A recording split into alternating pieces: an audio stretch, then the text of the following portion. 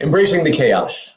How do we keep flooding the funnel even when all hell breaks loose and their leads slipping through the cracks and our customer service is no longer perfect and there are problems in fulfillment? How do we keep our foot on the gas pedal? Embrace the chaos. Tool number one, boundaries. Boundaries. We need calendar boundaries.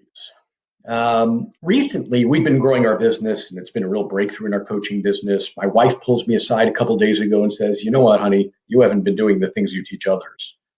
You haven't had boundaries around our personal life recently." But there's one thing that I do want to protect, and that's, at the very least, I always protect Saturdays at 5 p.m. to Sundays at 5 p.m. In other words, there's always a boundary, no electronics, that kind of thing. And what it does is it allows my family to know that I have their back, that my attention, that I'm present.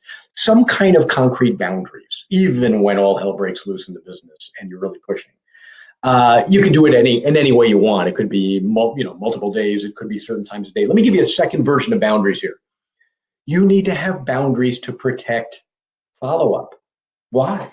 Because 90% of sales occur on the 4th through 12th contact. The fortune's not in the follow-up. The whole freaking enchilada's in the follow-up. All your business comes from the follow-up, which means every lead that had a pulse, even for 5 minutes once upon a time, you should follow up with 12 times minimum. And if you do 12 times, phone calls, emails, texts, whatever it is, just to check in, you're going to clean up most of the transactions that were there.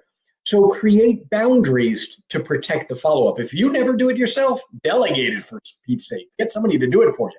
If you do it yourself, under no circumstance do you allow anything to conflict with that time. Tool number one for embracing the chaos, boundaries. We'll have some more for you in the upcoming video series.